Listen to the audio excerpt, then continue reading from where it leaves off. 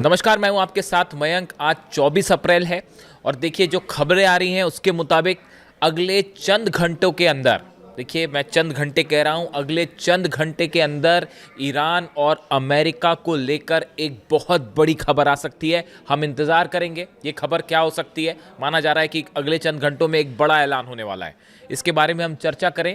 लेकिन इस बीच ईरान में एक ऐसी घटना हुई है, एक ऐसी खबर सामने आई है जिसके बारे में मैं चाहता हूं कि मेरे सारे दर्शक इस बात को समझें।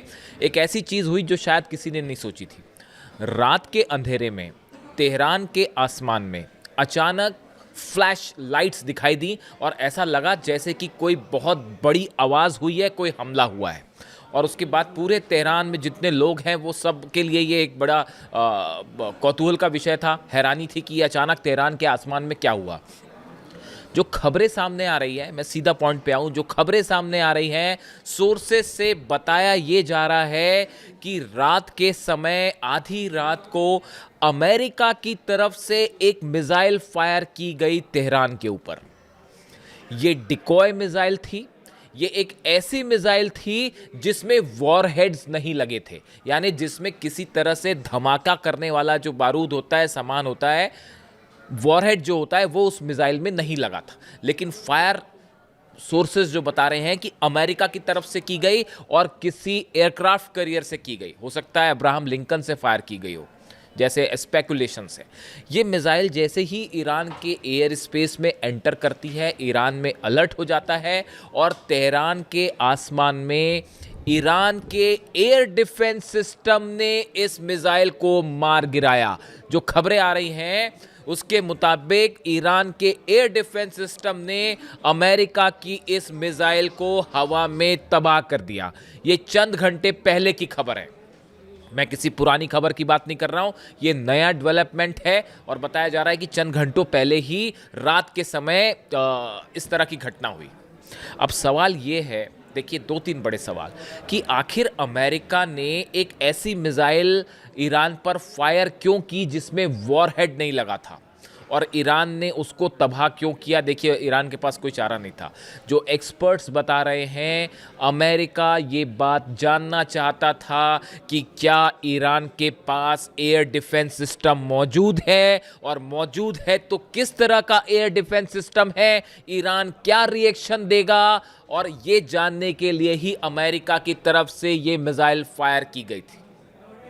ईरान के पास कोई ऑप्शन नहीं था, ईरान को उसे डिस्ट्रॉय करना ही था और आखिरकार ईरान ने अपना एयर डिफेंस सिस्टम एक्टिवेट किया और अमेरिका की इस मिसाइल को मार गिराया। जो खबरें हैं सामने, अब देखिए जो सोर्सेज बता रहे हैं, मैंने आपको पहले भी कहा कि जब भी कोई भी देश किसी भी एयर डिफेंस सिस्टम को एक्टिवेट करता है तो उससे अंदाज लग जाता है कि उसके पास कौन सी किस्म की मिसाइल है। यही जानने के लिए अमेरिका ने ये डिकॉय मिसाइल बिना वॉरहेड के फायर की थी।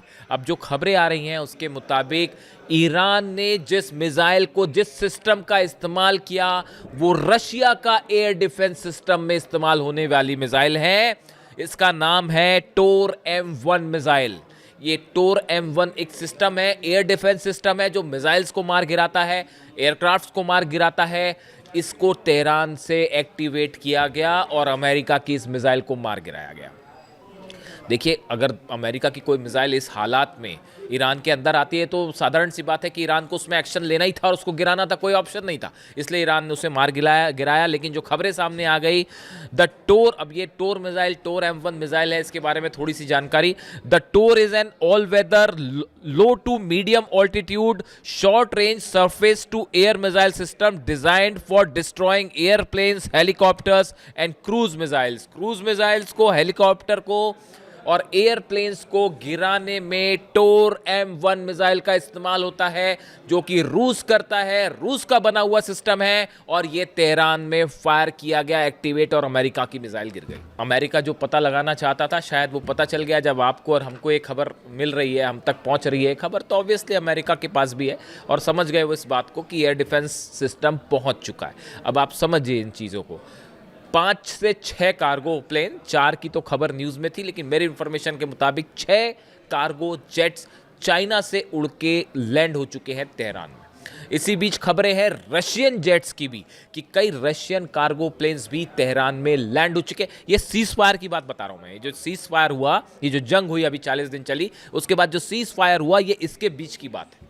और सबसे बड़ा जो दावा किया गया एक्सपर्ट्स की तरफ से, जो एनालिसिस किया गया कि चीन की तरफ से और रूस दोनों की तरफ से डिफेंस मिसाइल्स प्रोवाइड की गई, क्योंकि इस बार भी ईरान को सबसे ज़्यादा नुकसान मजबूत डिफेंस सिस्टम के कम होने की वजह से ही हुआ। आप देखिए जो एयर जेट्स ने हमला किया, F-35 हो, F-16 हो, शुरुआती दौर में बड़ा नुकसान हुआ, लेकिन आप देखिए वॉर के आखिरी आते तक F-35 भी गिरने शुरू हो गए, F-15 भी गिरने शुरू हो गए, F-16 भी गिरने शुरू हो गए और तमाम जेट्स तबाह होने लग गए। यानी वॉर के आखिरी समय में डोनाल्ड ट्रंप तो इतने झल्ला गए, मैंने आपको बताया जो मीटिंग हुई थी प्लेन गिरने के बाद और पायलट पकड़ा गया था, उसके बाद तो डोनाल्ड ट्रंप चीख रहे थे उस बैठक में, उस मीटिंग में कि क्या मेरा हाल भी जिमी कार्टर की तरह तो ना हो जाए। वो मैंने बताया आपको पिछले वीडियो में। यानी डोनाल्ड ट्रंप पूरी तरह से शॉक्ड कहते हैं जिसे, कि कैसे ईरान ने हमारे जो है वो प्लेन्स मार गिराए और F-35 कैसे मार गिरा दिया गया। तो अब देखिए ये जो मिसाइल है ये बहुत ही एक्शन पैक घटनाक्रम था जो कि रात के समय हुआ, जैसे कि फिल्मों में देखने को मिलता है कि मिसाइल ने एंटर किया, पूरे ईरान में एयर अलर्ट हुआ कि एक सस्पिशियस एंट्री हुई है ईरान के अंदर, उसके बाद तेहरान के आसमान पे उसे मार गिराया गया। अब देखिए इससे दो चीज़ें हैं। पहली बात तो ये साफ हो जानी चाहिए कि ईरान अब पहले के मुकाबले ज़्यादा मजबूती के साथ जवाब देगा अमेरिका को और इजराइल के जेट्स को अगर हमले होते हैं तो। अगर का कोई सवाल नहीं है, हमला होना तय है। मजबूत है एयर डिफेंस सिस्टम, जो कमजोरियां थी उसको दूर करने की कोशिश की गई है। रूस और चाइना ने इसमें मदद की है, बात नंबर 1। बात नंबर 2, अमेरिका की स्ट्रेटजी अब इस हिसाब से चलेगी कि अगर फिर से F-35 गए तो बचना मुश्किल है, फिर से गिरेंगे।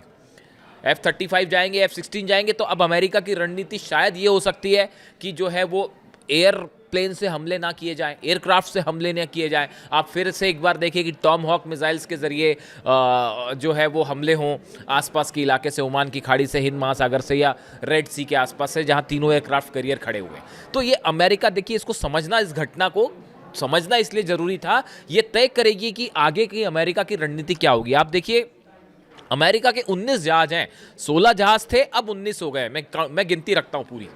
देखिए आपको जब आप किसी वॉर कवरेज को करते हैं तो आपको हर छोटी से छोटी इंफॉर्मेशन की पे नज़र रखनी पड़ती है। वो ये बताता है कि अमेरिका के कौन से जहाज कहाँ मौजूद है, किस लोकेशन पे मौजूद है। वो ये बताता है कि ये हमला करेंगे नहीं करेंगे, और करेंगे भी तो कब तक, ये उनकी पोजीशन बताता है। आप देख लीजिए जो एयरक्राफ्ट कैरियर हैं जो इस समय हिंद महासागर में डिप्लॉय हैं, ओमान की खाड़ी में नहीं, हिंद महासागर में है। कौन कौन से हैं? USS ब्रेनब्रिज है, USS थॉमर हडनर है, डेलबर्ट डी ब्लैक है, फ्रैंक ई पीटरसन है, USS मिटशर है और माइकल मर्फी है। ये सबके सब इंडियन ओशन में है, ईरान के जो करीब का जितना हो सकता है उस पोर्शन में ये तैनात है। ये सबके सब वो जहाज हैं जिन पे टॉम हॉक मिसाइल्स हैं, और ये इस एरिया में है जो एक डिस्टेंस भी मेंटेन कर रहे हैं ईरान से, कि भाई कहीं ऐसा ना हो कि वहाँ से मिसाइल्स आ जाएं, क्योंकि वो फतह चलेगी और खुर्रम शहर चलेगी तो वो पता नहीं कहाँ कहाँ गिरे, और एंटी शिप मिसाइल्स जो हैं वो कहाँ कहाँ गिरे। 1000 मिसाइल्स प्रोवाइड करने की बात हो रही है। ऐसा जो है डिफेंस सर्कल में चर्चा है कि करीब 1000 के आसपास मिसाइल्स जो हैं वो लैंड की हैं तेहरान में कार्गोस के जरिए, इस तरह की खबर है जिसकी चर्चाएं हैं। वरना अब तक हमला हो जाता साहब। ये जितने बड़ी ये जो जहाज खड़े हुए हैं, ये जो मैंने आपको 6 जहाज़ों के नाम बताए, इसके अलावा अब्राहम लिंकन अलग खड़ा हुआ है, जॉर्ज डब्ल्यू बुश अलग खड़ा हुआ है, और वो कौन सा है जिसमें आग लग गई थी, हाँ जेरल्ड आर फोर्ड, वो जो आग लगी थी लॉन्ड्री में और भाग गया था वापस, फिर आ गया है वो। तो वो जो है ये सब जहाज़ वहाँ पे खड़े हुए हैं। अब इसमें जो है, इसमें आप देखिए जो जॉर्ज डब्ल्यू बुश है जिसको स्पेशली बुलाया गया है, जॉर्ज डब्ल्यू बुश वो एयरक्राफ्ट कैरियर है अमेरिका का जो डिफेंस करने में एक्सपर्ट है। मतलब इसमें पेट्रियट है, थार्ड है, वो डिफेंस सिस्टम इसमें डिप्लॉय हैं कि अगर ईरान मिसाइल्स फायर करे तो रोकने के काम में सिर्फ जॉर्ज डब्ल्यू बुश को लगा दिया जाए। यानी अब्राहम लिंकन से टेक ऑफ मतलब हमले हो सकते हैं, जेरल्ड आर फोर्ड से टॉम हॉक मिसाइल्स फायर हो सकती हैं, ये जो 6 डिस्ट्रॉयर्स खड़े हुए हैं इनसे मिसाइल्स फायर होगी, लेकिन जॉर्ज डब्ल्यू बुश जो है वो इनकी रक्षा का काम करेगा। इसलिए जॉर्ज डब्ल्यू बुश को करीब लाया गया है, उसको पोजीशन किया जा रहा है हमले के पहले।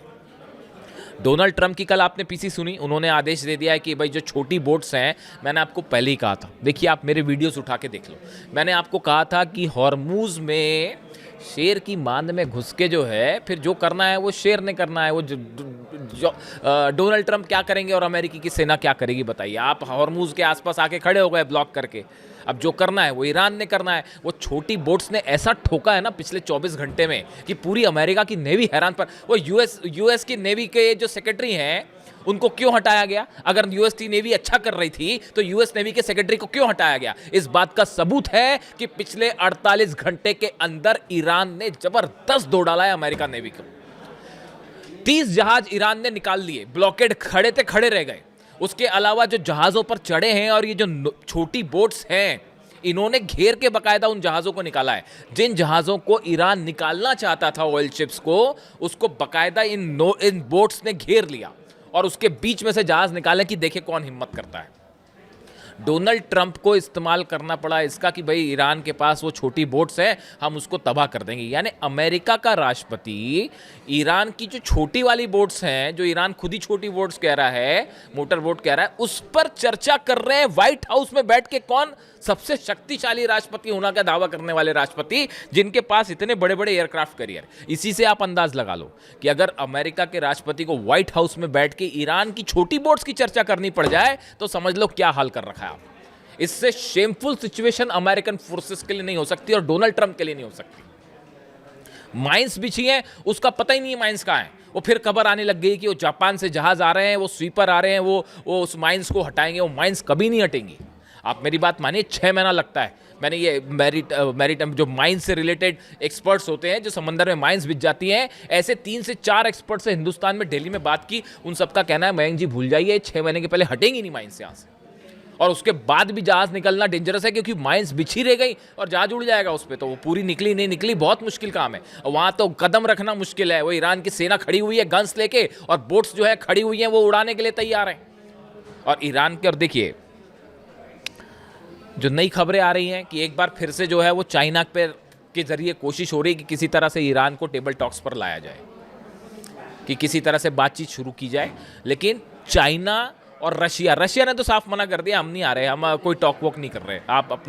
आपने अमेरिका ने रायता फैलाया, अब अमेरिका साफ करे, डोनाल्ड ट्रंप जाने क्या करना है। और चाइना जो है, चाइना ने पिछली बार थोड़ा सा इनिशिएट किया था, लेकिन इस बार जो खबरें चाइना से है, चाइना भी इस मामले में पछड़े में बीच में नहीं पड़ना चाहता। ये जो मध्यस्थता वाली काम है वो चाइना भी करने को राजी नहीं है। उसकी बड़ी वजह है ईरान की जनता का गुस्सा। देखिए ईरान में जो प्रोटेस्ट की तस्वीरें आ रही हैं, आप देख ही रहे होंगे। 2 रात पहले मिसाइल सड़कों पर निकाली गई, फिर जो है वो ड्रोन सड़कों पर निकाले गए, और वो इंकलाब स्क्वायर पर लाखों लोग जमा हैं। और सबकी एक मांग है, अमेरिका के सामने 1 इंच झुकने की ज़रूरत नहीं है। जो करना है डोनाल्ड ट्रंप कर ले, जो करना है अमेरिका कर ले। और वो बात अब ख़त्म हो गई। मैं आपको बताऊं, ये यूरेनियम की टॉक्स वॉक्स वो इस तरफ ख़त्म हो चुका है। इतना गुस्से में है ईरान की सेना और ईरान की जनता।